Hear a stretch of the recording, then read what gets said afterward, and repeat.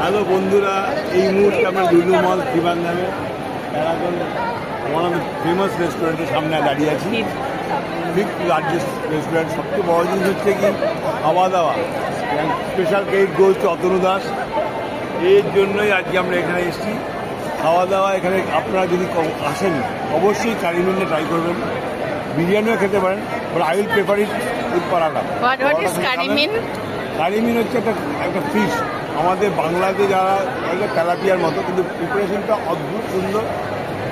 Lot of spices, good spices, অপূর্ব খেলাম।